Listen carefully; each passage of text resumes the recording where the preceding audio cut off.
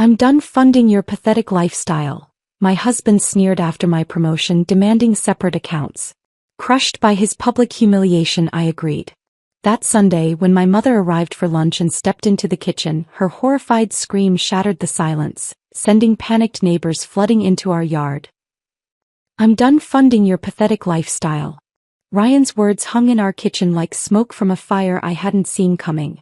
I stood at the granite island, the one I'd picked out, paid for, and cleaned religiously for 6 years, arranging prosciutto-wrapped asparagus on a slate serving board.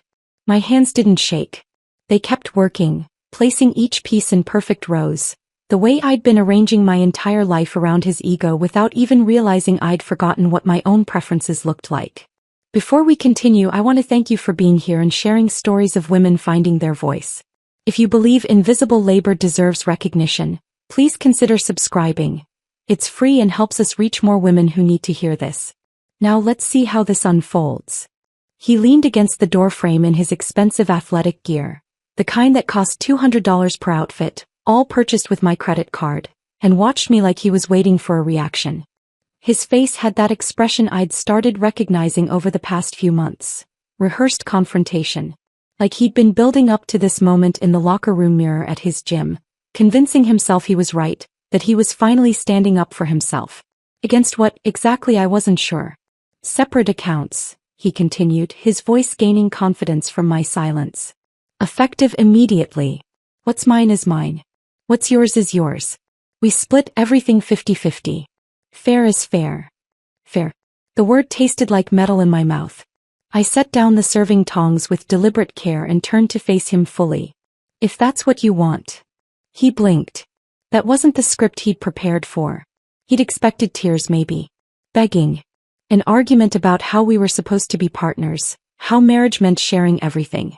He'd wanted me to fight so he could feel justified in whatever narrative he'd constructed about being taken advantage of. Really? He straightened, thrown off balance. Just like that. Just like that. I kept my voice perfectly level, perfectly calm. We'll open separate accounts this week.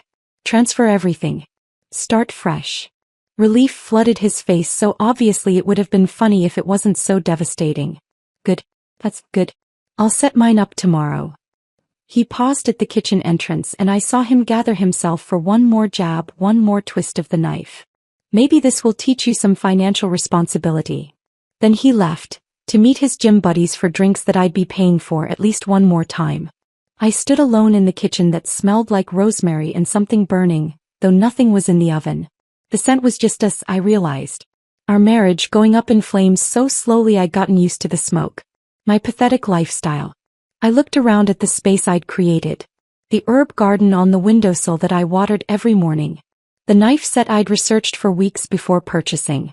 The Le Creuset Dutch oven I'd saved for because Ryan said we couldn't afford it, while somehow affording another kettlebell certification that cost $800 and earned him exactly 0 additional clients.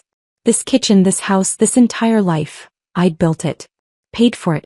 Maintained it. While Ryan posted Instagram photos with captions about grinding and empire building to his 247 followers, most of whom were probably bots. I pulled out my laptop and sat at the kitchen table. For a moment I just stared at the screen, my reflection ghostly in the black glass. When had I started looking so tired? When had the lines around my eyes gotten so deep? Then I opened our bank accounts. All of them. The personal checking account we'd shared for 6 years. The savings account I'd been funding. The credit cards, 3 of them, all in my name because Ryan's credit was complicated. I pulled up statements. 6 years of statements. Started downloading PDFs, organizing files, creating folders by year. Mortgage payments, all from my account. Property taxes, my account. Insurance, my account. Utilities, my account. Groceries, my account. The vacation to Turks and Caicos that Ryan had posted about like he'd paid for it, hashtagging #blessed and #living my best life. $4 $200 from my credit card. His business expenses told their own story. New athletic wear every month, $200 to $300. Supplements and protein powders, $300 to $400. Photography equipment for Instagram, $1,800. A website redesign he'd used exactly once, $2,500. Gym membership at the premium facility across town instead of the community center. $199 monthly for 4 years straight. I created a spreadsheet. Started entering numbers. The work was mechanical, soothing almost. Column for date. Column for expense category. Column for amount. Column for who paid. Year 1 appeared on screen in color-coded glory. I'd contributed $54,000 to our household. Ryan had contributed $8,000.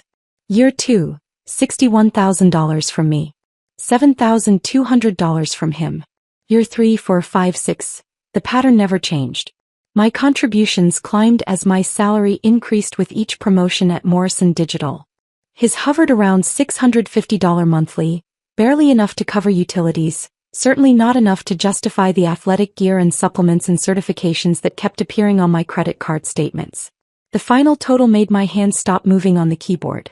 Me $384,000. Ryan, $47,000. 89%. I'd been paying 89% of our expenses for 6 years while he told me I was financially irresponsible. While he built his brand, that earned maybe $3,200 total in 18 months.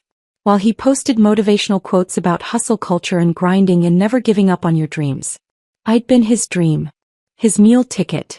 His unpaid personal assistant, chef, housekeeper, and financial backer all rolled into one increasingly exhausted package. And he just accused me of leeching off him. I saved the file as financial_truth.xlsx and backed it up 3 different ways. Cloud storage, external hard drive, USB drive that I tucked into my work bag. Then I sat back and looked at the numbers glowing on my screen like evidence at a trial. This was power. This was proof. This was ammunition I hoped I'd never have to use but knew I probably would. Because 12 years at Morrison Digital had taught me something Ryan had never bothered to learn. Documentation beats narrative every single time. He could tell himself whatever story he wanted about our marriage, about my spending habits, about his entrepreneurial journey. But numbers didn't lie. I thought about the promotion they'd offered me 3 days ago. Vice President of Digital Marketing. Corner office on the 14th floor with windows overlooking downtown. Company car. A hybrid sedan, professional and practical. 20% raise that would bring my salary to $165,000 annually. I'd come home so excited to tell Ryan, already imagining how we'd celebrate. Maybe finally book that trip to Italy I'd been suggesting for years. Maybe renovate the master bathroom that still had fixtures from the 1990s. Maybe just go out to a nice dinner where I didn't have to cook or clean up afterward. Instead, he'd looked at me across this same granite island and said, "So now you'll be working even more hours?" Not congratulations. Not, "I'm proud of you." Not even, "Tell me about it." Just accusation like my success was somehow a personal affront to him. I tried to explain. The opportunity. The team I'd be leading. The projects we'd be launching. But he'd walked away mid-sentence to check his phone. Dismissed everything I'd accomplished with the casual cruelty of someone who'd forgotten, or never known, that I was a person separate from him with my own ambitions and achievements that had nothing to do with managing his life. That night I'd made his favorite dinner anyway. Herb-crusted salmon with roasted vegetables and wild rice. I'd set the table with cloth napkins. Poured wine. Created an atmosphere for celebration even if he wouldn't. He'd eaten it scrolling through Instagram, liking posts, leaving comments on other fitness influencers' photos. Great gains, bro, and killing it, and respect the grind. I'd watched him and felt something inside me crack. Not break, not yet. Just crack. A hairline fracture in whatever foundation I'd built our marriage on, the one where I'd convinced myself that supporting his dreams meant sacrificing my own need to be seen, appreciated, valued. My colleague Jennifer had asked me last week, during a late night finishing a presentation, if I had a husband or a teenage son at home. The question had stung more than she'd probably intended. "Why do you ask?" I'd said, trying to keep my voice light. "Because you're always packing his gym bag," she'd pointed out. "Laying out his clothes. Managing his schedule. My sister does that for her 16-year-old and she can't wait for him to leave for college." I'd laughed it off. Made some joke about Ryan being high maintenance, in a way that suggested it was charming rather than exhausting. But driving home that night, her words had echoed in my head. When had I become his mother instead of his wife? When had managing his basic life tasks become my responsibility? When had I stopped expecting him to be an actual partner and started accepting him as a dependent I funded and organized and accommodated? The answers were somewhere in these spreadsheets. In 6 years of increasingly unbalanced contributions. In the slow erosion of expectations until I'd forgotten I was allowed to have any. I closed my laptop and looked around the kitchen again. The dinner party supplies I'd been preparing when Ryan dropped his bombs sat abandoned on the counter. We were supposed to host 6 people tomorrow night. Colleagues from my work, friends I'd been promising we'd have over for months. Another event I'd planned. Another meal I'd shop for, cook and clean up after. Another performance of The Perfect Marriage where I did everything and Ryan showed up looking good in his expensive athletic wear, charming everyone with his smile and his talk about his business ventures. I picked up my phone and started texting. Hey everyone, so sorry but we need to reschedule tomorrow's dinner. Something came up. Rain check soon. The responses came quickly. Understanding. Supportive. No problem. Then I texted Ryan wherever he was with his gym friends at whatever bar I'd be paying for. Canceled tomorrow's party. We need to talk about the separate accounts logistics. I'm free this weekend to set everything up. His response was almost immediate. Great. The sooner the better. I smiled at my phone. He had no idea what he'd just agreed to. No idea that separate finances meant I'd stop being his invisible support system. Stop cooking his meals, doing his laundry, managing his calendar, funding his lifestyle. No idea that 50-50 meant actual 50-50, that he'd be responsible for his half of a mortgage he couldn't afford, utilities he'd never paid attention to, groceries he'd never had to budget for. No idea that the comfortable life he'd been living, the one he'd convinced himself he'd earned through his entrepreneurial journey, was about to disappear. As I was done. Done being invisible. Done being taken for granted. Done funding someone else's delusions while my own accomplishments got dismissed with accusations and contempt. Ryan wanted separate accounts? He'd get exactly what he asked for. And in the process he'd learn what I'd actually been contributing all along. The spreadsheet glowed on my laptop screen like a confession written in numbers. I sat at the kitchen table in the dark, the only light coming from the display, and watched 6 years of my marriage reduce itself to columns and calculations that couldn't be argued with or explained away. Year 1, year 2, year 3, the pattern never varied. My contributions climbed steadily upward as promotions came and my salary grew. Ryan stayed flat, a stubborn horizontal line hovering around $650 monthly, occasionally dipping lower when his business expenses ate into even that meager amount. I added another tab to the spreadsheet. Called it Business ROI. Ryan's fitness coaching venture. The dream he'd been chasing for 18 months while I funded our life. Total invested, $47,800. Website design and hosting, photography equipment, certifications, marketing materials, athletic wear for brand consistency, supplements he claimed he needed to look the part, travel to fitness expos, booth fees, business cards he'd ordered 3 times because the first 2 versions weren't on brand. Total earned $3,200. I stared at that number. $3,200 over 18 months. Less than $200 monthly. Barely enough to cover his own gym membership, which he justified as a business necessity, because clients want to train where their coach trains. The math was brutal. For every dollar Ryan's business earned, I'd invested $15 keeping it afloat. That wasn't entrepreneurship.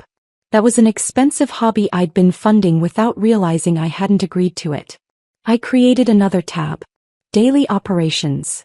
This one hurt more because it cataloged the invisible work, the tasks I'd been performing so automatically I'd stopped thinking of them as labor at all. Meal planning and grocery shopping, 6 hours weekly. Cooking, 8 to 10 hours weekly. Cleaning, 6 hours weekly. Laundry, 3 hours weekly. Household management, bills, appointments, maintenance, repairs, 4 hours weekly. 27 hours weekly minimum. At $50 per hour, less than I'd pay a housekeeper or personal assistant, that was $1,350 weekly. Nearly $70,000 annually in unpaid domestic labor.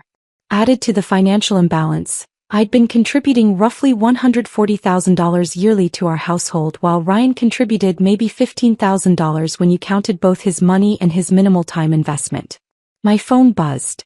Text from Ryan, out with the guys. Don't wait up. I looked at the message and did quick math. Ryan's gym friends typically hit the downtown bars, craft beer places where pints ran $8 to $12 each. He'd buy at least 4 over the course of the night, plus appetizers to keep a base. $60, maybe $70. All charged to the credit card I'd be paying off at the end of the month. For 2 more weeks anyway. Then the separate accounts would be finalized and Ryan's bar tabs would become Ryan's problem. I saved the spreadsheet one more time and finally closed my laptop. The kitchen fell into complete darkness. Outside, I could hear our neighbor's dog barking, someone's car door slamming, the ambient noise of suburban Sunday night winding down. Inside, silence. I sat in that silence and felt something I hadn't felt in years. Not happiness exactly. Not satisfaction. But clarity. Pure, crystalline clarity about what my marriage actually was versus what I'd been pretending it was. Monday morning arrived wrapped in fog, the kind of gray Connecticut dawn that made everything look washed out and tired. I woke at 5:30 a.m. to my alarm, the same time I'd been waking for 6 years. But this time I only made coffee for one. I pulled out my favorite mug, the handmade ceramic one I'd bought at a craft fair 3 years ago. Ryan had been using it lately, claiming it held heat better than his other mugs, which was Ryan speak for, "I like this and I'm taking it." I'd stopped arguing about small things like mugs years ago. Picked my battles. Let him have his way on the little stuff to avoid conflict on the big stuff. Except the big stuff never got addressed either, did it? I'd just gotten quieter and smaller until I'd nearly disappeared. Not anymore. I made my coffee slowly, deliberately. Used the French press Ryan had always said was too much work. Bloomed the grounds properly, let them steep exactly 4 minutes, pressed slowly to avoid sediment. The ritual felt meditative. I made myself a real breakfast. Scrambled eggs with herbs from the garden. Whole wheat toast with the expensive butter I usually saved for special occasions. Fresh strawberries I'd bought for myself.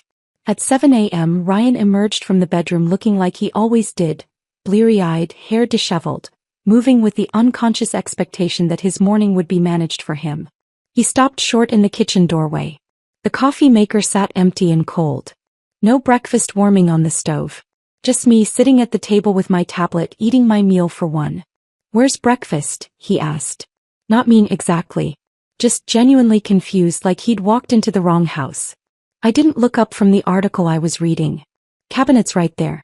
Cereals on the second shelf. Bread for toast. Eggs in the fridge if you know how to cook them. Silence. I could feel him processing, trying to reconcile this version of our morning with the routine we'd established over 6 years. "You're not making anything?" Now I looked up, met his eyes calmly.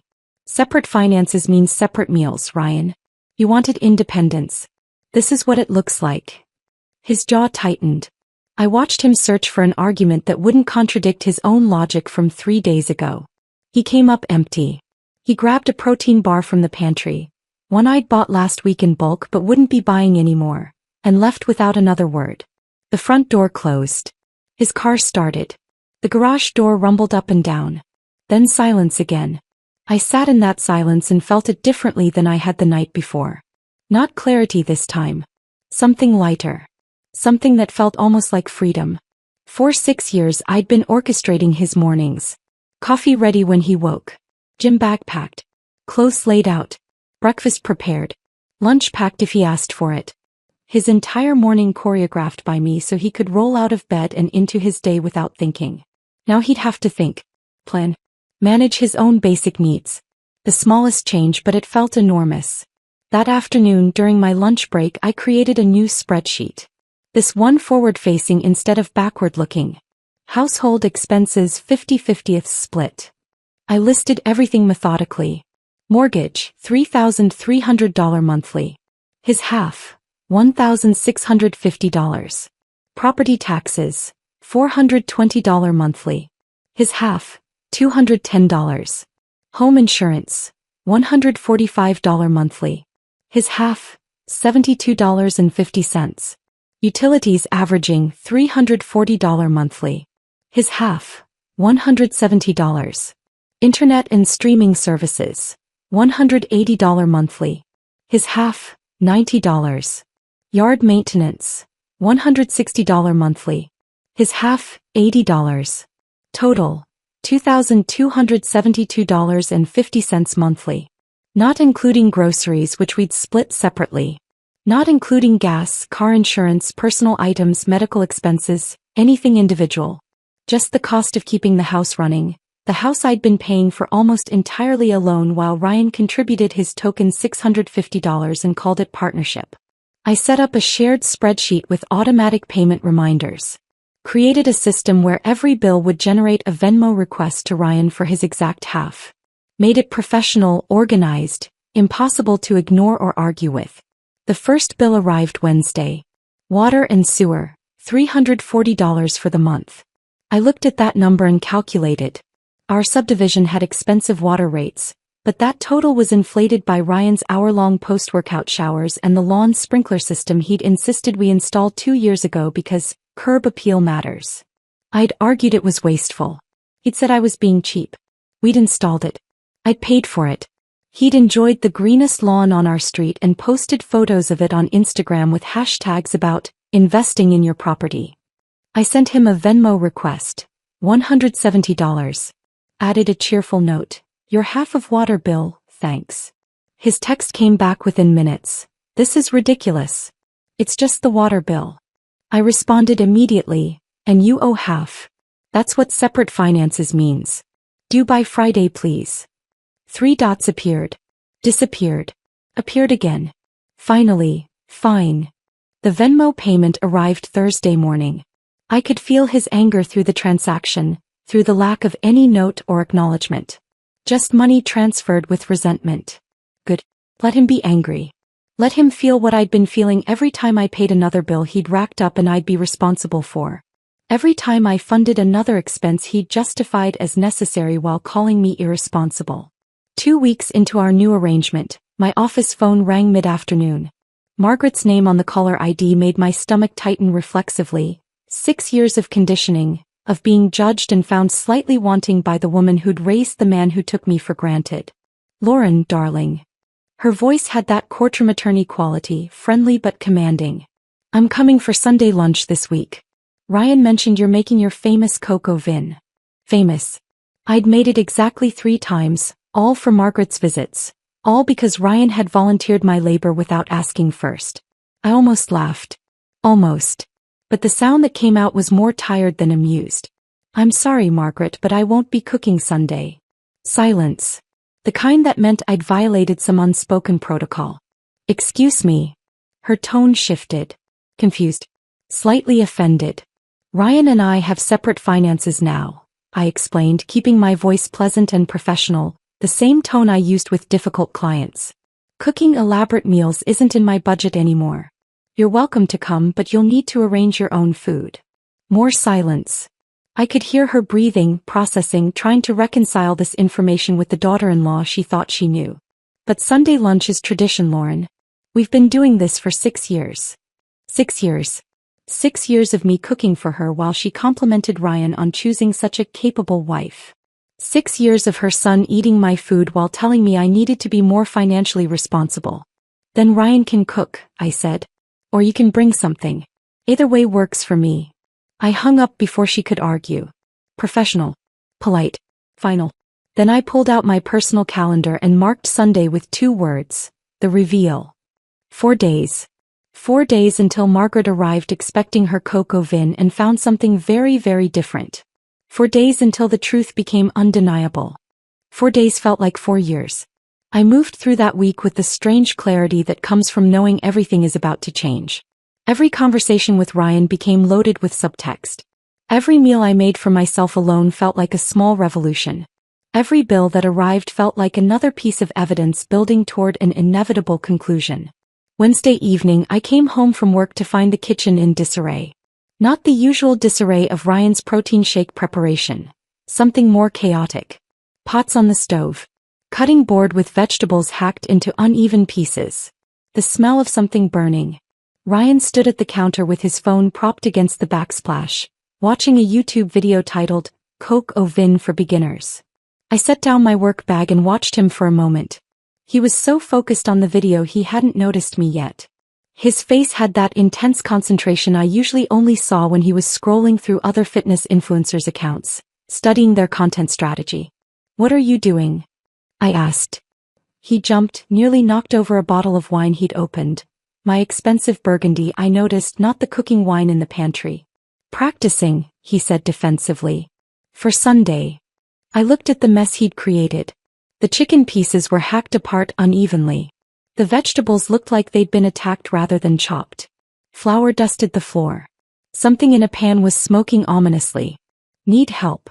I asked, testing him. His jaw tightened. "I've got it." I shrugged and walked away. Poured myself a glass of water. Listened to him struggle with something the video made look simple. 20 minutes later, I heard him swear. Then the sound of the smoke detector going off. I walked back to find him frantically waving a dish towel at the ceiling alarm while something in the pan sent up black smoke. He'd burned the garlic. Added it first to hot oil instead of waiting for the other aromatics. And now it was acrid and ruined, poisoning whatever else he tried to cook in that pan. "You have to add garlic later," I said calmly over the alarm's shrieking. "It burns faster than onions or celery." He didn't respond. Just kept waving the towel until the alarm finally stopped. I left him there and went upstairs to change.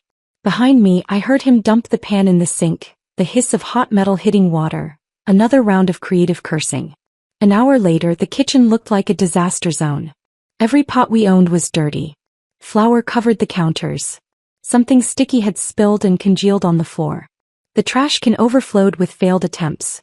Burnt vegetables, ruined sauce, chicken pieces he'd somehow managed to both undercook and burn simultaneously. Ryan stood in the middle of it all, looking defeated. "How do you do this?" he asked quietly. Not to me exactly. More to the universe. "How do you make it look so easy?" I could have said, practice, experience, actually caring about the outcome. Instead I said nothing. Just looked at the destruction he'd created trying to do something I'd been doing effortlessly for years.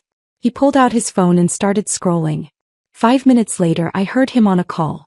"Yes, delivery on Sunday. 1 p.m. sharp. The prix menu for 3. Yes, the Coco Vin definitely. No, this is the right address." I calculated quickly. Lou Bernardin's prix Sunday menu ran about $60 per person. 3 people. Plus delivery fee, tip, tax. Probably $180 total. Maybe $200. Money Ryan didn't have. Money he'd have to pull from somewhere. His meager savings, maybe, or the credit card he'd been trying to rebuild after maxing it out on business expenses 2 years ago. When he hung up, he looked at me standing in the doorway. "Mom likes Lou Bernardin," he said. Defensive. Justifying. "I know," I replied. "I've been ordering from there for her birthday for 4 years." His face did something complicated. Recognition, maybe, of another invisible task I'd been handling. Another expense I'd been covering. Another detail of his mother's life that I'd been managing so he could take credit.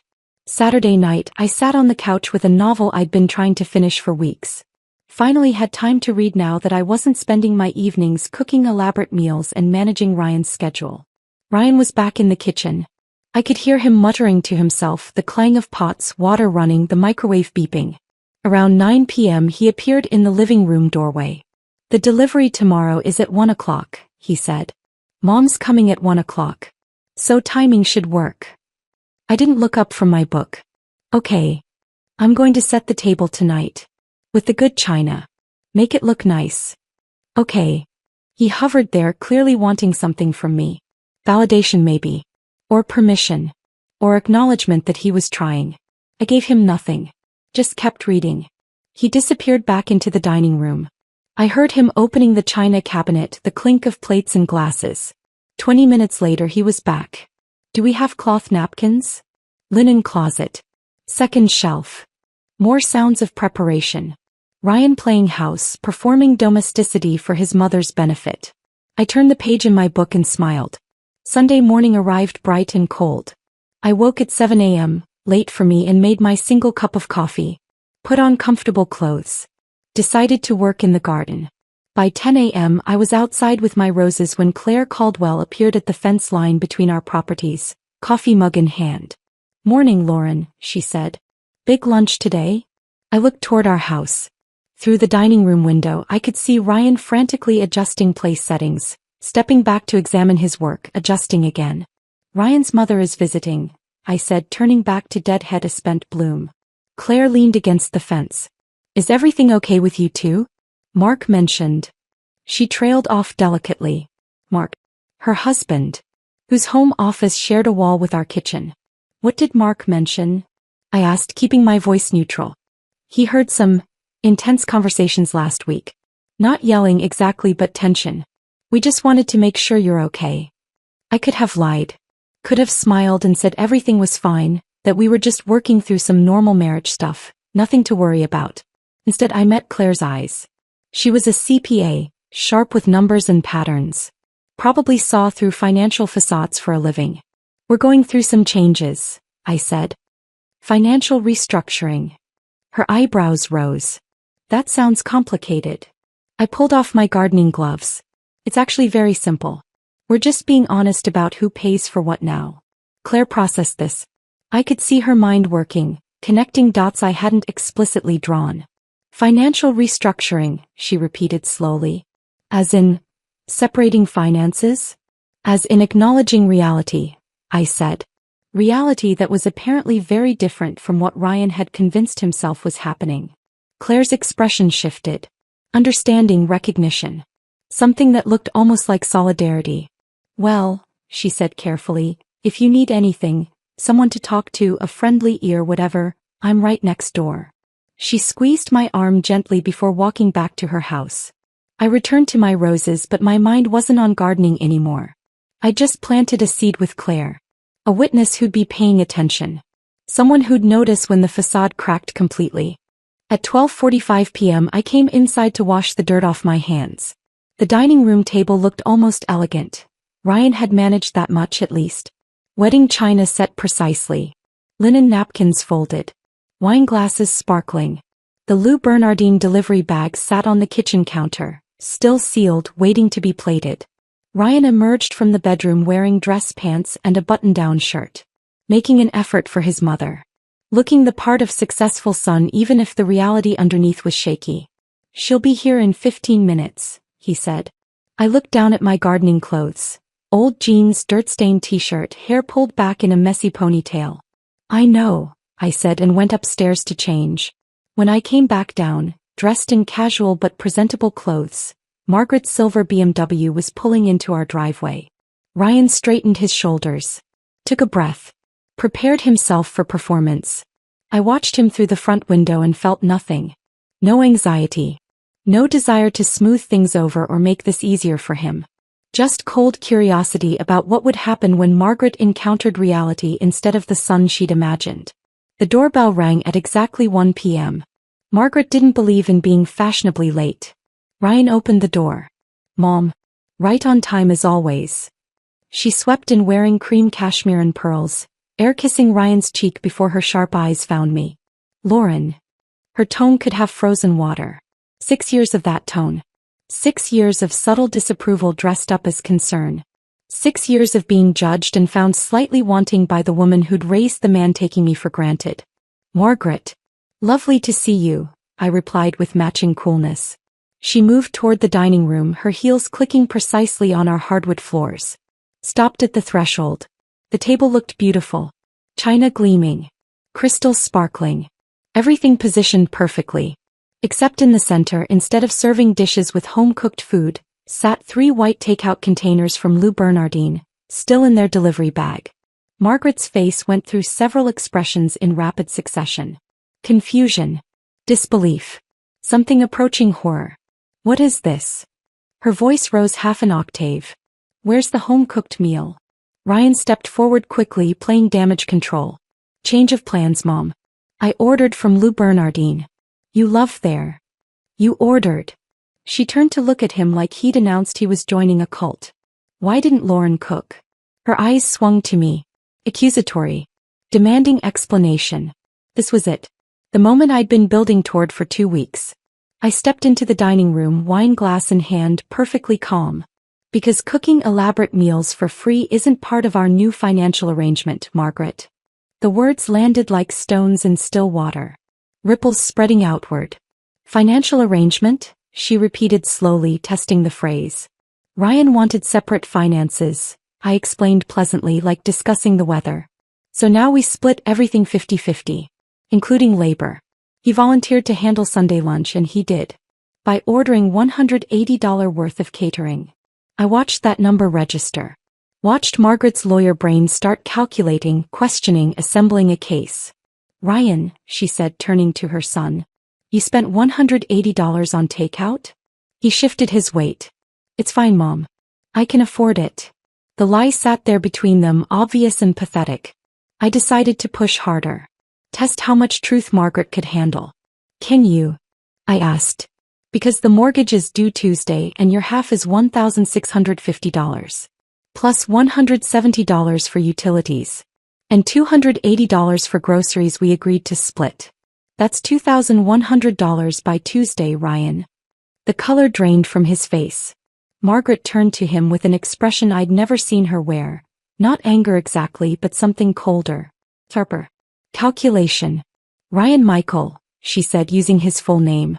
What is she talking about? Ryan opened his mouth. Closed it.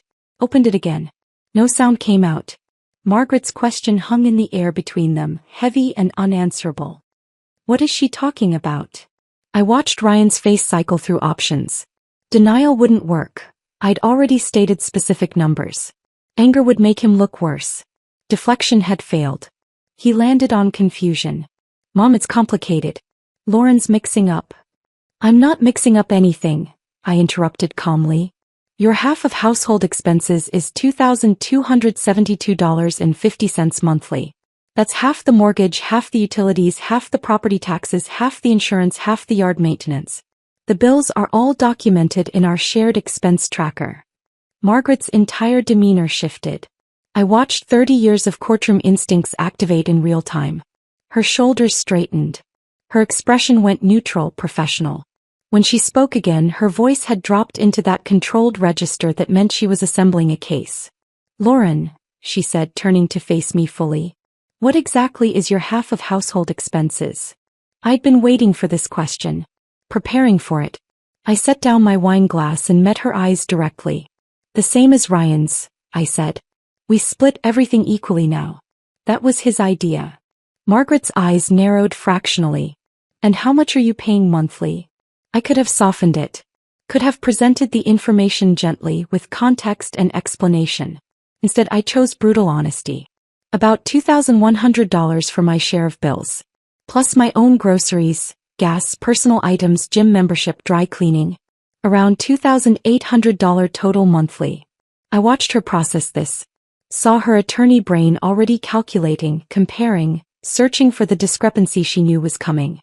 And prior to this arrangement? She asked. This was it. The question that would crack everything open. Prior to this arrangement, I was paying approximately $6,400 monthly. Ryan was contributing around $650. The silence that followed was absolute. Margaret stood perfectly still. Her face went through microexpressions too fast to catalog. Disbelief, calculation, recognition, something that looked almost like grief. That can't be right, she said, but her voice had no conviction. She knew numbers.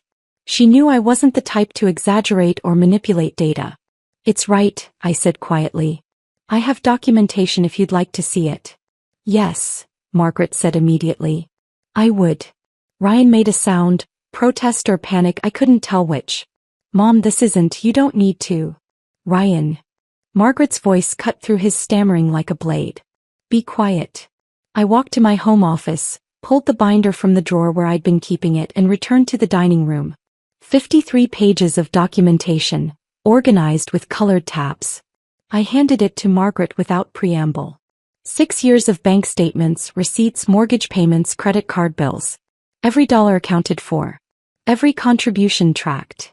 Margaret took the binder like it was evidence in a trial. Which, in a way, it was. She flipped to the summary page first. The overview I'd created with pie charts showing percentage splits year by year. The pattern was identical across all 6 years. My contributions represented 87 to 91% of household expenses while Ryan's hovered between 9 to 13%. At the bottom, highlighted in yellow, Me $384,000. Ryan $47,000. Margaret's hands started trembling. Subtle but visible. She flipped through pages, landing on receipts at random. Ryan's gym membership. $199 monthly for 4 years straight. His supplement purchases. $300 to $400 monthly, every month for 6 years. His business expenses tab was the thickest. New athletic wear, photography equipment, website redesign, business cards, marketing materials, travel to fitness expos. Every single purchase made with my credit card while he told me I was bleeding him dry. Jesus Christ, Margaret whispered. Ryan stepped forward. Mom, you have to understand, I was building something. How much did your business earn? Margaret asked, not looking up from the binder. Silence. Ryan. How much did your fitness coaching business earn over the past 18 months? More silence. About $3,200, I supplied. Total. Over 18 months. Margaret's head snapped up. She looked at her son with an expression I'd never seen her direct at him before. Disappointment. Real, profound disappointment. You invested. She flipped back through the business expenses tab, calculating quickly. Nearly $48,000 to earn $3,200? It takes time to build a brand, Ryan said defensively. You can't expect immediate returns. Did you know, Margaret interrupted, her courtroom voice fully activated now, that Lauren was paying 89% of your household expenses while funding this business venture that earned less than $200 monthly? Ryan's face went red. She makes more than me. Of course she pays more. Then why, Margaret asked, each word precisely enunciated, did you tell her she was funding your pathetic lifestyle? The question landed like a physical blow. Ryan actually stepped backward. Why did you demand separate accounts? Margaret continued relentlessly. If you were the one benefiting from the arrangement. Why did you accuse her of financial irresponsibility when you were the one spending $400 monthly on supplements while contributing barely enough to cover utilities? Ryan's mouth opened and closed. He looked like he was drowning in open air. Mom, it's not, she's making it sound. Am I? I asked quietly. Which number is wrong, Ryan? Which receipt is fabricated? Which bank statement is inaccurate? He had no answer. Margaret closed the binder carefully. Deliberately. Then she looked at me with something I'd never expected from her. Respect. Maybe even recognition. Lauren, she said quietly. May I use your kitchen? The request was so unexpected, so odd given the context that I just nodded. Of course. I followed her, curious. Ryan trailed behind us, looking like he wanted to object but didn't know how. Margaret walked into the kitchen with the systematic precision of someone gathering evidence. She scanned the space, the clean counters, the organized spice rack, the spotless appliances. Then her eyes landed on the refrigerator. Specifically on the expense tracking sheet I'd printed and magnetized to the door. He walked closer, reading. Monthly shared expenses listed in neat columns. Due dates. Amounts owed. Payment status. Next to Ryan's name highlighted in yellow. Unpaid, unpaid, unpaid, unpaid. Margaret's hand went to her mouth. Then she did something that surprised me. She opened the refrigerator door. The interior was divided cleanly down the middle. A piece of tape ran vertically, separating my side from Ryan's. My side. Fresh vegetables in labeled containers. Meal prepped portions with dates written on masking tape. Quality proteins. Dairy. Condiments. The organized refrigerator of someone who planned meals and cooked regularly. Ryan's side. Expired milk 4 days past date. 3 energy drinks. A pizza box with 2 slices of congealed cheese pizza. Nothing else. No vegetables. No fruit. No real food. The dietary habits of a college student, not a married adult. Margaret stared at that division for a long moment. Then she closed the refrigerator and moved to the pantry. She opened the double doors. Inside the same division. A clear line down the middle. My shelves. Organized, abundant, sustainable. Grains in labeled containers. Pasta. Canned goods. Baking supplies. Snacks. Coffee. Everything you'd need to actually cook meals and maintain a household. Ryan's shelves. 6 containers of protein powder. Different brands, different flavors. And nothing else. The visual representation of 6 years of contribution was undeniable. Margaret stood there, doors open, staring at those shelves like they contained answers to questions she'd been afraid to ask. Then she moved to the cabinet under the sink. Pulled out the trash can. It was overflowing. I'd deliberately not emptied it since Saturday. The contents told their own story. Burnt chicken skin from Ryan's failed cooking attempt. Ruined vegetables turned to mush. An entire bag of rice that had somehow solidified into a brick. Garlic cloves blackened beyond recognition. Herbs still in their plastic containers because Ryan hadn't known you needed to remove them first. Evidence of yesterday's disaster. Evidence of a man who'd never had to cook because someone had always done it for him. Margaret's face went from pale to red to purple. She straightened slowly, turned to look at Ryan, and then she screamed. Not a gasp. Not a cry of dismay. A full-throated horror movie scream that echoed through our house and carried out the open kitchen window into our quiet suburban Sunday afternoon. The sound was primal. Anguished. The sound of a mother realizing her son had become exactly the kind of man she'd spent her legal career protecting women from. Through the window I saw heads turn in neighboring yards. Saw Claire Caldwell look up from her garden. Saw Mr. Harrison pause mid-step on his front walk. Margaret stood in our kitchen, trembling, the binder clutched in one hand, the expense sheet in the other. 6 years, she whispered, her voice breaking. 6 years. Ryan took a step toward her. Mom. Don't, she said, holding up one hand. Don't you dare. Her voice was shaking now. All the courtroom control was gone, replaced by raw emotion. 6 years you let her support you. 6 years you used her money to play at being an entrepreneur while she worked 60-hour weeks. 6 years you called her irresponsible while she kept you afloat. Ryan's face had gone white. It wasn't like that. It was exactly like that, Margaret said. The numbers don't lie, Ryan. The receipts don't lie. This, she gestured at the refrigerator, the pantry, the overflowing trash can, doesn't lie. Outside I could see neighbors gathering. The Caldwells. The Patels. Even Mr. Harrison, who never got involved in anything. Margaret's scream had brought them running, and now they stood in our yard on the sidewalk, peering through windows, phones already out. Recording. Probably streaming to the neighborhood Facebook group that tracked every drama in our subdivision. Margaret looked at me. Her eyes were wet. Lauren, she said. I am so profoundly sorry. Margaret's apology hung in the air, but I could see she wasn't finished. There was something else building in her, something that needed release. She looked at me with red-rimmed eyes. I had no idea, she said again, her voice trembling. If I had known. You couldn't have known, I said, keeping my voice gentle. He hid it well. But Margaret shook her head violently, looking down at the expense sheet still clutched in her hand like damning evidence. Did he hide it? She asked, her voice rising. Or did we all just not ask? The question landed between us with the weight of truth. He was right. Ryan hadn't really hidden anything. I'd been supporting him openly, paying bills from my accounts, using my credit cards for his expenses, managing every aspect of our household in plain sight. Margaret had witnessed it all. The elaborate Sunday meals. The organized home. The gifts I bought for her that Ryan presented as from us. She'd seen it all and never questioned it because the alternative was uncomfortable. Because women supporting men financially disrupted the expected narrative.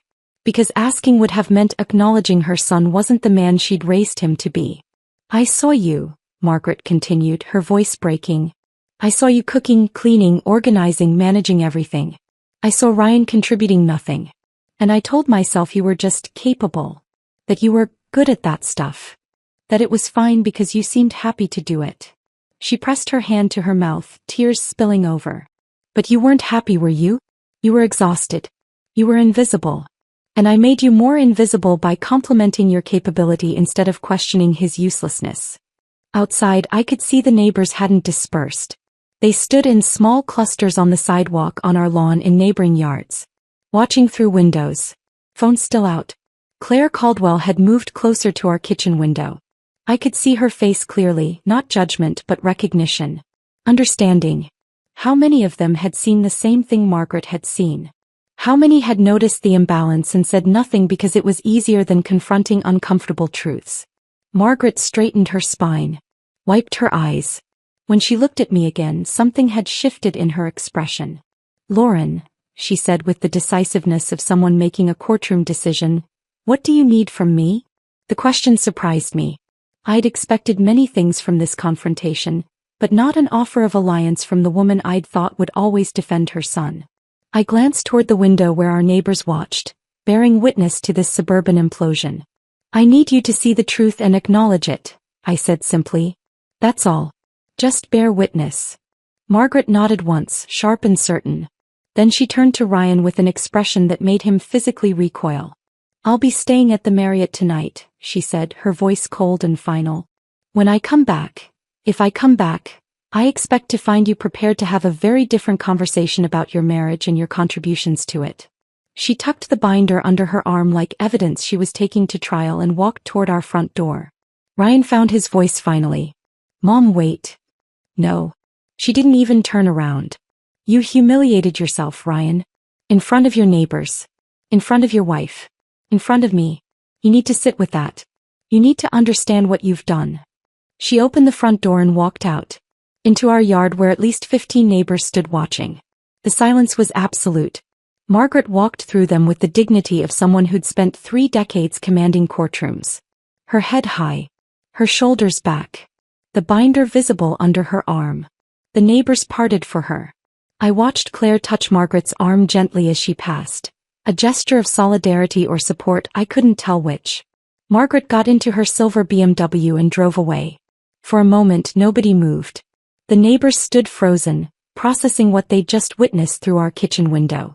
Then slowly in pairs and small groups they began to disperse. But not before I caught their expressions. Claire's face held something like respect.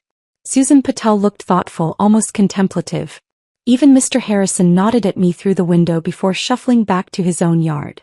They'd heard Margaret scream. They'd gathered expecting an emergency. Instead they'd witnessed something else entirely. A public reckoning. A truth told loudly enough that it couldn't be ignored or explained away. Ryan and I stood in our kitchen. Our dining room visible through the doorway with its $180 worth of catering still sitting unopened on the table. You planned this, Ryan said finally, his voice hollow. You wanted this to happen. I looked at him. Really looked at him. This man I'd married 6 years ago. This man I'd supported, funded, managed, organized around. This man who'd convinced himself I was the problem. I documented the truth, I said calmly. That's all. The rest was your doing. My mother screamed, he said like I hadn't noticed. She screamed in our house and now the entire neighborhood knows, I finished. Yes. They know now. They know what you've been doing for 6 years. They know who's actually been funding your lifestyle. His face flushed red. This is insane. You're making me look like... Like what? I asked. Like someone who contributed $47,000 over 6 years while I contributed $384,000? Like someone who demanded separate finances while benefiting massively from joint ones? Like someone who called his wife financially irresponsible while she paid for everything? He had no answer. The numbers don't lie, Ryan, I continued, my voice still eerily calm. Your mother knows that. She's an attorney. She spent 30 years dealing with cases exactly like this, financial abuse disguised as marriage. And she just realized her son is the abuser. Don't call it that, Ryan said quickly. It wasn't abuse. I didn't mean to. Didn't you? I asked. You told me I was funding your pathetic lifestyle. You demanded I take financial responsibility for myself. You've been telling me for months that I spend too much, that I'm not pulling my weight, that you're tired of carrying the financial burden. I walked to the refrigerator and pulled down the expense sheet. Every word was projection, Ryan. Every accusation you made was actually a confession. He stared at the sheet like it might bite him. What happens now? He asked quietly. I folded the expense sheet carefully. Now, you pay your half of the bills. Every month. On time. You buy your own food, do your own laundry, manage your own schedule. You figure out how to be an actual adult instead of someone's dependent. And us. His voice cracked. What about us? I looked at him standing in our kitchen. The kitchen I'd maintained for 6 years. The kitchen he'd destroyed yesterday trying to cook a single meal. I don't know, I said honestly. I don't know if there's an us to save. But I know I'm done being invisible. I'm done being taken for granted. I'm done funding someone else's delusions while my own accomplishments get dismissed. Ryan's phone started buzzing. Text messages coming in rapid succession. He pulled it out, looked at the screen, and his face went pale. "What is it?" I asked. "The neighborhood group chat," he said faintly. "Someone posted video of my mother in our kitchen." Of course they had. I'd seen the phones out, seen the recording happening. "What are they saying?" I asked, genuinely curious. Ryan scrolled, his face getting paler with each message. "They're saying," he stopped, swallowed. "They're on your side. They're saying they're calling me." He couldn't finish. Just handed me the phone. I scrolled through the messages. Dozens of them coming in fast. "Holy hell, did you hear Margaret Davis screaming? I got it on video. Ryan's been living off Lauren's money for 6 years. $384,000 to $47,000? Are you kidding me? He called her financially irresponsible while she paid for everything? Margaret said he became the kind of man she spent her career protecting women from. Damn. Lauren's been cooking those Sunday meals for his mother and he never contributed? That's messed up. I always wondered why she looked so tired. Now we know." Claire Caldwell had posted, "If anyone needs to talk about financial dynamics in marriage, my door is open. What we witnessed today is more common than people think." Susan Patel replied, "Seconded. And Lauren, if you're reading this, we see you now. We should have seen you before." I handed the phone back to Ryan. His face had gone from pale to gray. Everyone's going to know." "Yes," I said. "Everyone's going to know the truth. That's what happens when you demand separate finances and then can't afford your half. The truth becomes visible." He looked at me like I was a stranger. "Who are you?" "Someone who stopped accepting being invisible," I said. "Someone who decided her contributions deserved acknowledgement. Someone who got tired of being called a burden by the person she was carrying." I walked past him toward the stairs. "Where are you going?" he asked. "To my room," I said. "To read. To enjoy the quiet. To exist in my own space without managing yours." "This isn't over," he said, but his voice had no conviction. "No," I agreed. "It's not. But it's different now. And it will never go back to what it was." I went upstairs and closed the bedroom door. Below I heard Ryan moving around.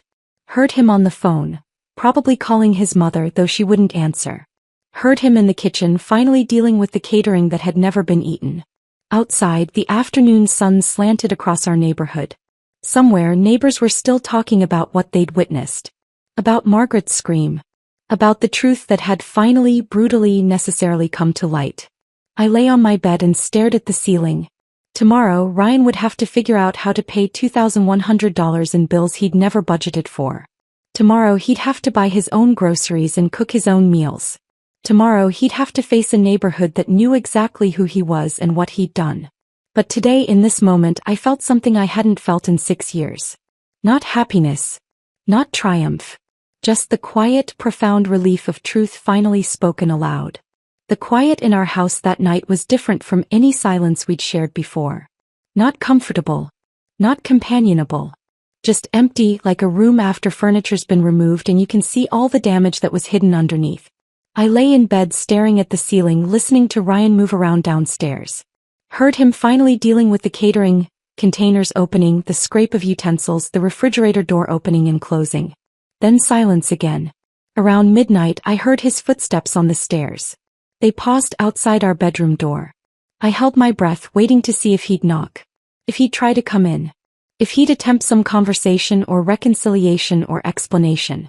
The footsteps moved past. Down the hall to the guest room. The door closed with a soft click. I exhaled and rolled over, pulling the comforter around myself. My bed.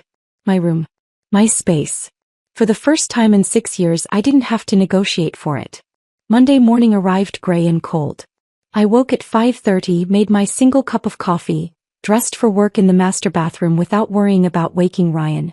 He was already in the guest room. Already separate. Already learning what it meant to manage his own space. I left the house at 7:15, same as always. Claire Caldwell was waiting by the mailboxes at the end of our street. Not obviously waiting, she was checking her mail, going through envelopes. But when she saw me, her face shifted into an expression I couldn't quite read. Concern. Curiosity. Something else. Lauren, she said as I approached. Do you have a minute? I stopped, keys in hand. Sure. She glanced back toward our house, then at me. What your mother-in-law said yesterday. About you paying for everything. Is that actually true? I could have deflected. Could have said it was complicated, that families shouldn't air private matters, that Margaret had been upset and perhaps exaggerated. Instead I said, every word. Claire's expression shifted. For how long? 6 years. She made a small sound, not quite a gasp, not quite a sigh. Something in between. Mark and I had no idea, she said. We thought, well, we didn't think about it, I guess. You seem to have everything so together. That was the problem, I said quietly. I made it look effortless. So nobody questioned whether it should be effortless. Claire nodded slowly. He understood. She was a CPA. She knew what numbers meant, what patterns revealed, what imbalances looked like when you actually examined them. If you need anything, she said, squeezing my arm. We're here. Mark and I. We see you now. The phrase stuck with me all day. We see you now. Like I'd been invisible before. Which, in a way, I had been. At work, I threw myself into the new VP responsibilities with an intensity that surprised even me. Strategy meetings for Q4 campaigns. Team reorganization. Budget allocation. The work was complex and demanding and completely within my control. Nobody at Morrison Digital called me financially irresponsible. Nobody questioned my contributions. Nobody took credit for work I'd done. My assistant knocked on my office door around 3 p.m. Lauren, you have a personal call. Margaret Davis. She says it's important. I picked up, curious. Margaret. Lauren. Her voice was steadier than it had been Sunday, but I could still hear the strain underneath. I wanted to tell you something before you heard it elsewhere. I waited. I've made an appointment with a therapist, she said. For Thursday. To talk about why I didn't see what was happening. Why I enabled Ryan's behavior by never questioning it. I sat back in my chair, genuinely surprised. Margaret had always seemed so certain. So confident in her assessments. The idea of her seeking therapy felt like watching a mountain decide to move. That's good, Margaret, I said carefully. That takes courage. It's terrifying, she admitted. I'm 62 years old. I spent 30 years protecting women from exactly what Ryan did to you. And I missed it. I watched it happen and told myself it was fine because you seemed capable. Her voice broke on the last word. I turned your competence into justification for his uselessness, she continued. I made you smaller by complimenting how well you handled everything instead of asking why you were handling everything alone. We sat in silence for a moment, connected by phone across the city. Can I ask you something? Margaret said finally. And I need you to be completely honest. Okay. Do you think the marriage can survive this? Or is it already over? The question I'd been asking myself for 3 days. I don't know, I said honestly. I don't know if I want to go back to being invisible. But I also don't know if Ryan's capable of real change or if he's just scared right now. That's fair, Margaret said. That's more than fair. For what it's worth, I've told him he needs to earn his way back into any kind of relationship with you. That the burden is entirely on him to prove he can be different. What did he say? Margaret laughed, but it was hollow. He cried. Then he got angry. Then he cycled back to crying. He's a mess, Lauren. Which is probably where he should be. After we hung up, I sat at my desk looking out over the city. Wondered what Ryan was doing. If he was actually reflecting or just panicking. If he understood what he'd lost or was still focused on what he thought he was owed. Wednesday morning, my phone buzzed with a Venmo notification. Ryan had sent $1,650. The memo line read, "Mortgage my half." I stared at it for a long moment. The first time in 6 years he'd paid his actual share of the mortgage on time, without prompting, without complaint. Thursday, $170 for utilities. Friday, $280 for his half of groceries. Each payment arrived with no message, no explanation. Just money transferred, obligations met. I checked his Instagram out of curiosity. He hadn't posted since Saturday, 3 days without content, which for Ryan was unprecedented. His last post was that gym equipment photo with the caption about grinding and empire building. The comments had been cleaned out. Whatever criticism had flooded in after Sunday, he deleted it all. His follower count had dropped. 247 to 198. People jumping ship from his motivational fitness brand now that the neighborhood knew the motivation was funded entirely by his wife. Thursday evening, I came home to find the kitchen spotless and a note on the counter. Ryan's handwriting, precise and careful. Sold my gym membership to Premium Fitness. Moving to community center starting next week, $30 per month instead of $199. Selling my kettlebells and equipment on Facebook Marketplace. First therapy session scheduled for Monday at 4 p.m. Will need to leave work early. R. No apology. No explanation. Just information. Facts. Accountability. I read it twice looking for subtext or manipulation. Found none. Just a man reporting his decisions, taking responsibility for his own finances, acknowledging he needed help. It was the most adult communication I'd received from him in years. I folded the note and walked upstairs. Pulled open my desk drawer where I'd stored the USB drive with our financial documentation. The evidence of 6 years of imbalance. I placed Ryan's note next to it. Evidence of rock bottom. Evidence of what might, possibly, maybe, be the first tiny step toward change. That night I made dinner for myself. Lemon chicken with roasted vegetables and wild rice. Plated it nicely. Ate at the kitchen table with a book propped against the salt shaker. Halfway through my meal Ryan came home. I heard him enter through the garage, heard his footsteps pause when he saw me at the table. "That smells good," he said quietly. I didn't look up from my book. "There's chicken in the fridge if you want to make some for yourself." Silence. Then, "I don't know how." "YouTube has tutorials," I said. "Or there's a basic cooking class at the community center. Tuesday nights." More silence. Then the sound of him opening the refrigerator. Rummaging. The microwave beeping as he heated up leftovers from the catering we'd never eaten. He sat at the other end of the table. We ate in silence, him with his phone, me with my book. Not comfortable. Not companionable. But not hostile either. Just two people existing in the same space, no longer pretending to be something they weren't. "I paid the bills," Ryan said finally. I saw. "Thank you. It's more than I thought it would be." I turned a page in my book. "Yes. I don't know how you managed it all this time. The bills, the cooking, the cleaning, everything. While working 60 hours a week." I looked up at him then. His face was drawn, tired. He'd lost weight. Probably from the stress, possibly from actually having to feed himself. "I managed it," I said quietly, "because I had to. Because you weren't going to." He flinched but didn't argue. "I'm sorry," he said. "I know that's not enough. I know sorry doesn't fix 6 years of..." He stopped. Struggled for words. "Of taking you for granted. Of being useless. Of calling you irresponsible while you carried everything." I closed my book. "Sorry isn't enough. You're right about that. But it's a start." "What do I do?" he asked. "How do I fix this?" I looked at him. This man I'd married, this man who'd become a stranger, this man who was maybe, possibly beginning to understand what he'd done. "You become someone different," I said. "You learn to cook your own meals, do your own laundry, manage your own life. You stop expecting me to be your mother and start being my partner. You prove, over time with consistent actions, that you can contribute equally instead of just consuming. And if I do that, then we'll see," I said. "But Ryan, I'm not waiting around while you figure it out. I'm living my life. If you want to be part of it, you have to earn that. Every single day." He nodded slowly, looking smaller somehow than he had a week ago. Good, I thought. Let him feel small for once.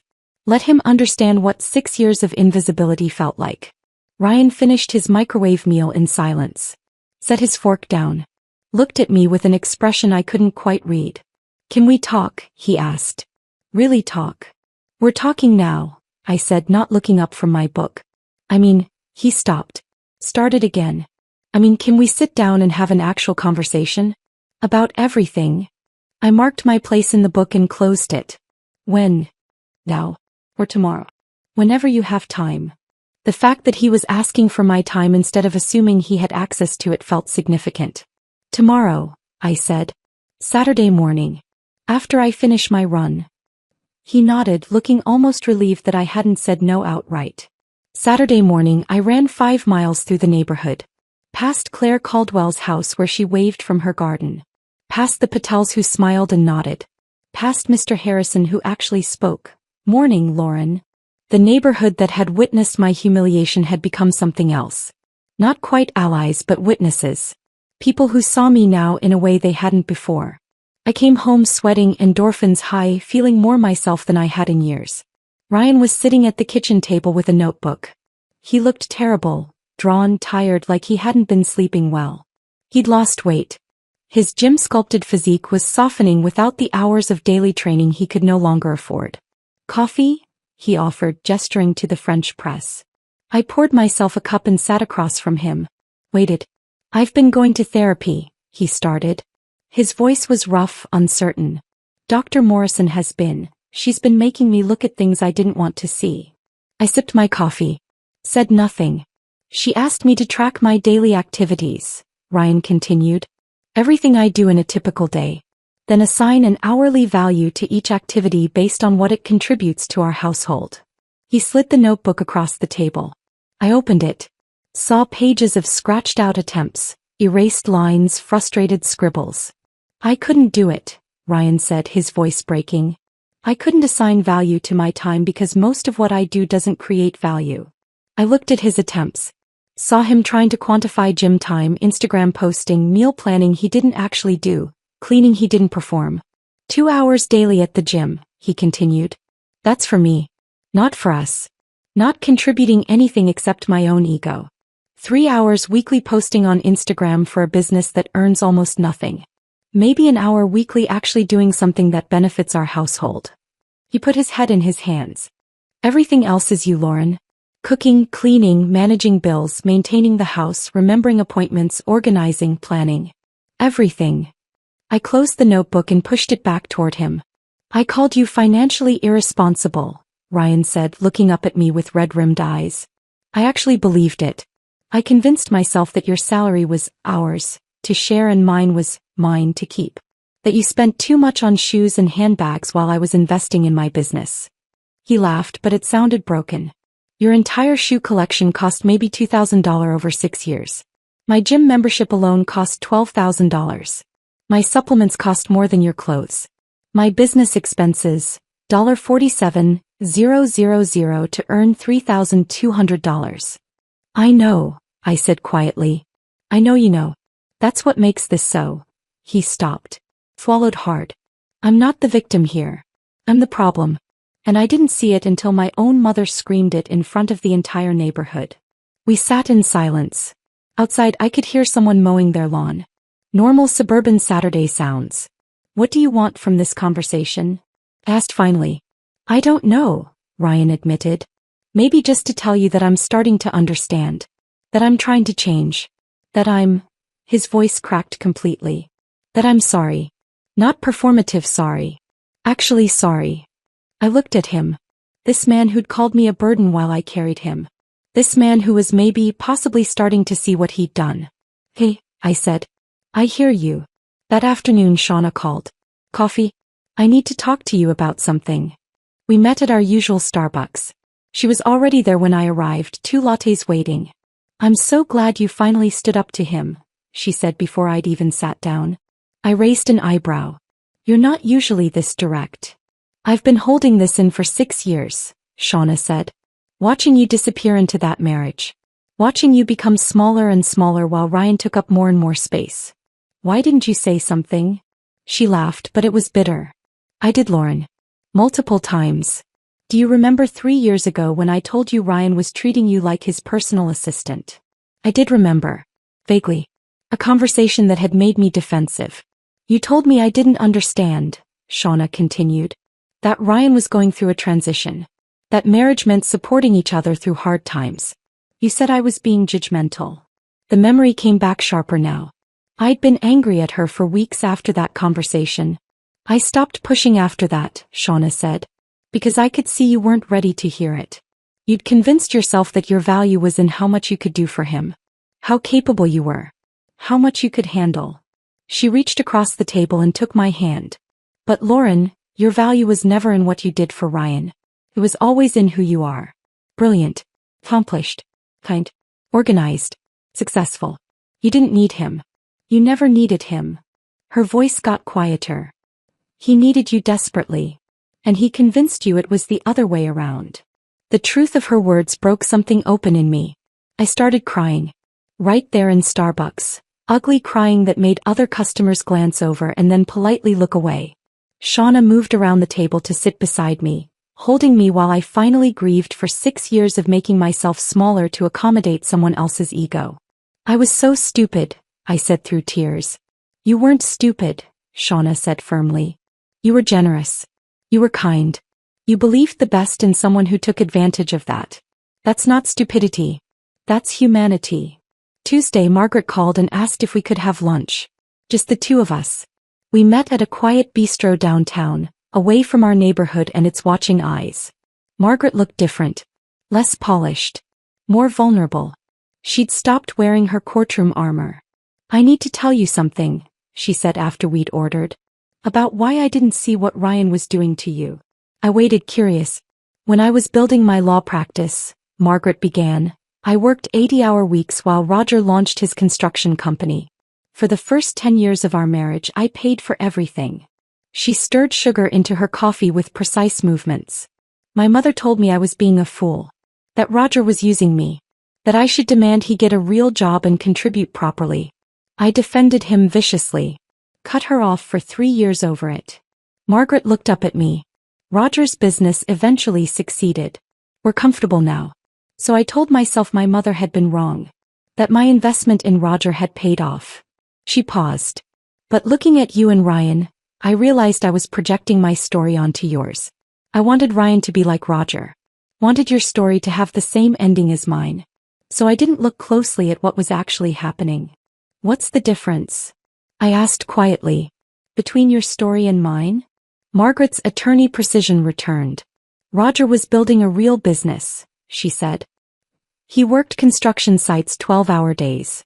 Came home covered in drywall dust. His business lost money those first years because he was investing every dollar back into equipment and skilled workers. She met my eyes directly. Ryan wasn't building a business. He was playing at entrepreneurship while you funded his lifestyle. There's a difference between supporting a partner's dream and enabling their delusion. I felt something shift inside me. A piece of anger I'd been carrying toward Margaret dissolved. What Roger and I had, Margaret continued, was hard but equal. We both sacrificed. We both contributed. We both believed in a shared future. Her voice dropped. What you and Ryan had was exploitation disguised as partnership. And I'm so sorry I didn't see it sooner. I'm sorry I didn't protect you the way I protected my clients for 30 years. She reached across the table and squeezed my hand. I enabled him by never questioning it. By complimenting your capability instead of asking why you were doing everything alone. I made you smaller by praising how well you handled his inadequacy. We sat in silence for a moment. Are you staying with him? Margaret asked finally. I don't know yet, I said honestly. I'm waiting to see if the changes are real or just crisis management. That's wise, Margaret said. And whatever you decide, I want you to know. I'm on your side now. Not his. Yours. It was the alliance I'd never expected but desperately needed. The mother-in-law who finally saw me clearly and chose to stand with me instead of her son. That evening I sat in my home office looking at the binder of financial evidence. 6 years of imbalance. 6 years of invisible labor. My phone buzzed. Text from Ryan, therapy again tomorrow. Dr. Morrison wants to do couples sessions if you're willing. No pressure. Just offering. I stared at the message for a long time. Typed, maybe. Let me think about it. His response came immediately. Take all the time you need. I'll keep working on myself either way. I set down my phone and looked out the window at our neighborhood. The place where everyone now knew our story. Where Margaret's scream had made the invisible undeniable. Change was happening. Real change maybe. But whether it was enough remained to be seen. I took all the time I needed. Days turned into weeks. Weeks into months. Ryan kept going to therapy. Kept paying his bills. Kept showing up to his community center job even though I knew it hurt his ego to go from fitness influencer to front desk clerk. He'd asked twice more about couples counseling. Both times I'd said, not yet. He'd accepted it without argument. That alone felt significant. 6 months after Margaret's scream, I woke on a Sunday morning to the smell of coffee. Not the burnt, over-extracted coffee Ryan used to make in a panic. Real coffee. The kind that takes attention and care. I came downstairs in my pajamas to find him at the French press, moving through the ritual with careful concentration. Bloom the grounds. Wait 30 seconds. Pour slowly. Press gently. He'd been practicing. Bernie. Actually trying. Morning, he said, glancing up briefly before returning his focus to the press. Morning, I replied. He poured 2 mugs. Handed me one. I tasted it. Good. Not perfect but genuinely good. The kind of coffee that showed someone cared about the process, not just the outcome. I've been taking the cooking class at the community center, Ryan said, like he was reporting on homework. 3 nights a week. Chef Marcus is teaching us basics. How to properly season. How to know when something's done without relying on timers. I nodded, sipping my coffee. I made chicken marsala last night, he continued. It was edible. Not good but edible. Progress, I guess. That's good, I said. We stood in the kitchen drinking coffee like 2 people who used to know each other and were slowly learning how to be in the same room again. I sold the last of my gym equipment yesterday, Ryan said. The kettlebells I bought for $800. Got $200 for them. Put it toward next month's mortgage. His half of the mortgage, which he'd been paying on time, every month for 6 months straight now. The community center job is offering me more hours, he continued. 40 weekly instead of 30. With benefits. Still only $18 an hour, but it's something. Are you going to take it? Yeah. I need to. I can't keep pulling from retirement to cover my half of expenses. He said it matter-of-factly. No resentment. No martyrdom. Just acknowledgement of reality. We finished our coffee in silence. Not uncomfortable silence. Just quiet. Can we talk? Ryan asked. About us. About what happens next. I set down my mug. Okay. We sat in the living room. Neutral territory. Both of us choosing opposite ends of the couch, maintaining distance. I need to ask you something, Ryan said. And I need you to be completely honest even if the answer destroys me. I waited. Do you want to stay married? Or do you want a divorce? The question I'd been avoiding for 6 months. I don't know, I said honestly. Ryan nodded like he'd expected that answer. Dr. Morrison says I have narcissistic tendencies, he continued, his voice quiet. That I built my entire identity around being special. The athlete. The entrepreneur. The guy with potential. Instead of building identity around actually doing anything of value. He looked at his hands. She says I used your competence as proof I was special. Like, if someone as accomplished as you would support me, I must be worth supporting. But I wasn't worth supporting, was I? I was just using you. Yes, I said. No point softening it now. You weren't supporting a partner building something real, Ryan continued. You were supporting a grown man playing pretend while you did all the actual work. And I called you irresponsible for it. His voice cracked. I called you a burden while you were carrying me. And I don't know how to fix that, Lauren. I don't know how to undo 6 years of... He stopped. Took a breath. Of abuse. That's what Dr. Morrison calls it. Financial abuse. Emotional abuse. I don't like the words, but I can't argue with them. I said nothing. Let him sit with that truth. I'm not asking you to stay, Ryan said finally, looking up at me. I'm asking what you need. What would make your life better, happier? And if that answer is divorce, I'll sign the papers and move out without argument. You deserve that choice. I looked at him. This man who'd called me a leech. This man who was possibly becoming someone different. I need time, I said. Real time. Not 6 months but maybe a year or more. To see if this is genuine change or just crisis management. Ryan nodded. Okay. I need to see you maintain employment. Contribute consistently. Manage your own life without me managing it for you. Okay. I need you to continue therapy. And I need us to do couples counseling. The kind where we address power dynamics and what happened, not just communication techniques. I'll call tomorrow, Ryan said. Find someone who specializes in what I did. I took a breath.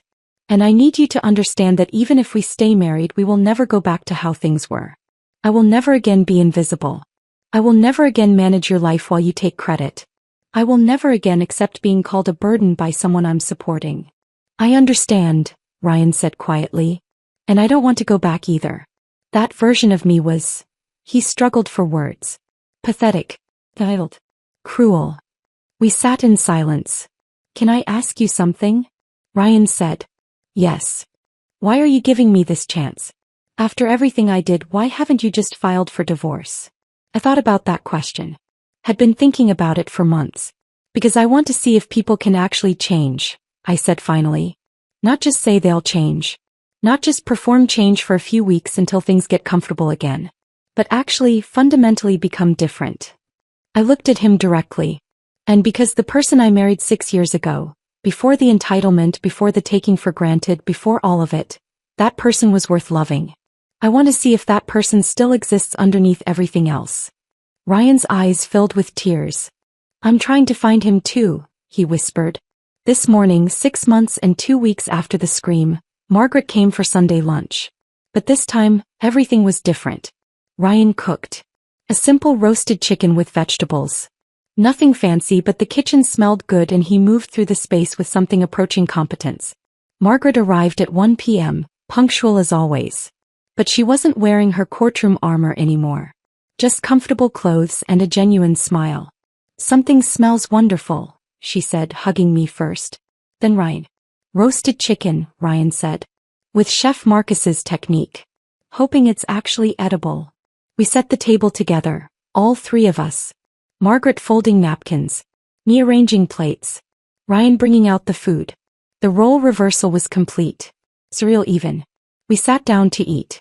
Ryan's chicken was genuinely good. Not restaurant quality but solid. Competent. The work of someone who'd actually learned instead of just Googling recipes in a panic. Margaret raised her water glass. I want to propose a toast, she said, looking at both of us. To truth. To change. To the hard work of becoming better people. We clinked glasses. I'm proud of you, Ryan, Margaret continued, and I saw tears in her eyes. Not for what you accomplished in the past or what you might accomplish in the future. But for doing the hard work of acknowledging your failures and trying to fix them. That takes real courage. Ryan's jaw tightened with emotion. Thanks, Mom. Margaret turned to me. And Lauren, I'm grateful to you. For standing up for yourself. For refusing to disappear. For teaching my son, and me, what real partnership actually requires. After lunch, Ryan started clearing plates. I've got dishes, he said when I stood to help. You cooked, I pointed out. Yeah, but you've done dishes for 6 years while I did nothing. I think I can handle cleanup. Margaret and I moved to the living room while Ryan cleaned the kitchen. We could hear him washing, drying, putting things away in the correct places because he'd finally learned where things went. How is he really doing? Margaret asked quietly. Better, I said honestly. Not perfect, but better. He's paying bills. Working. Going to therapy. Learning to cook and clean. Actually contributing. And you? How are you doing? I thought about that question. I'm okay, I said. Still figuring out if I want to stay married or start over. But I'm okay either way. That's the difference now. 6 months ago I didn't think I could survive without the marriage. Now I know I can thrive without it. So if I choose to stay, it'll be because I want to, not because I need to. Margaret squeezed my hand. That's the healthiest thing I've heard in a long time. Later, after Margaret left, I stood at the kitchen window looking out at our neighborhood. The place where everyone had witnessed our implosion. Where Margaret's scream had made the invisible undeniable. Ryan came to stand beside me. Not touching but close. Thank you, he said quietly. For what? For not giving up on me completely. For giving me a chance to become someone different. Someone better. I looked at him. Don't thank me yet. We're not fixed, Ryan. We might never be fixed. This might still end in divorce. I know, he said. But at least if it does, it'll be because you chose what was best for you. Not because I drove you away without realizing what I was losing. We stood at the window in silence. The kitchen where Margaret screamed had become something different now. Not a crime scene. Not a battlefield. Just a kitchen where two people were learning, slowly, painfully, uncertainly, how to share space as equals.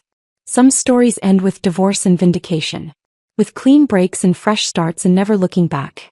Ours was still being written. One honest conversation at a time. One bill paid on time. One meal cooked competently. One small act of accountability after another. But that scream, that beautiful, horrified, truth-telling scream, would always be the moment everything changed. The moment the invisible became undeniable. The moment my mother-in-law looked at her son and finally saw what I'd been living with. And in the suburbs of Connecticut, in a neighborhood where everyone knew everyone's business, Margaret's scream became more than gossip. It became a reminder. That truth, when finally spoken aloud, can shatter everything. And sometimes, in the wreckage, you find the foundation to build something real. If this story of truth and transformation had you holding your breath, hit that like button right now. My favorite part was when Margaret opened that refrigerator and saw the truth divided right down the middle. What was your favorite moment? Drop it in the comments below. Don't miss more powerful stories like this. Subscribe and hit that notification bell so you never miss an upload.